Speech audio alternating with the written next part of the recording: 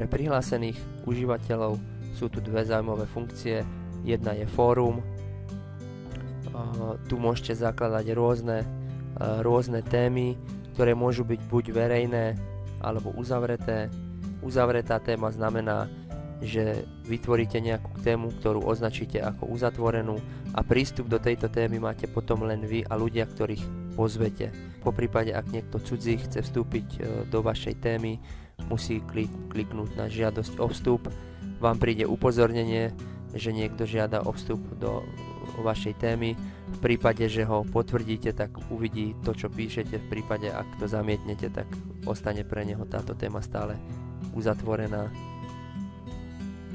Môžeme niektorú tému otvoriť. Dáte nejakú hlavnú tému a potom vlastne vo forme komentárov môžete diskutovať na danú tému. Vami vytvorené témy si viete pozrieť v záložke Moje témy. V tejto záložke vidíte vlastne, ktoré témy ste pridali. Vidíte tam aj počet príspevkov, ktoré sú k daným témam.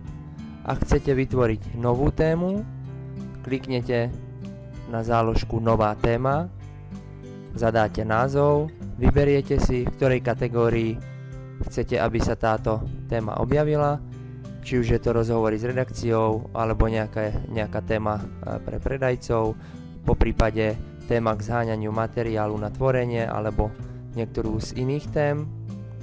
Takže vyberieme si tému, vložíme text a obsah samotnej témy. Tu si môžeme vybrať, či téma bude verejná alebo uzamknutá. Ak je verejná, prístup má každý. Ak vyberiete, že je téma uzamknutá, prístup budú mať len vami vybraní užívateľia. Ďalšie nastavenie je možnosť publikovať. Ak dáte publikovať, téma sa bude automaticky publikovať pre všetkých. Ak vyberiete nie iba uložiť, téma sa uloží a uvidíte ju v záložke Moje témy. Ostatní užívateľia zatiaľ túto tému neuvidia. Tu si môžete vybrať správcu. Stačí, keď zadáte login užívateľa, koho chcete určiť ako správcu. Kliknete na tlačidlo pridať. Po prípade môžete pridať používateľov. Kliknete na túto ikonu, zadáte login užívateľov, ktorých chcete, aby túto tému videli. Tieto nastavenia platia len, ak vyberiete status uzamknutá téma. Kliknete uložiť a máte hotovo. Po uložení si môžeme našu tému skontrolovať v zozname Moje témy.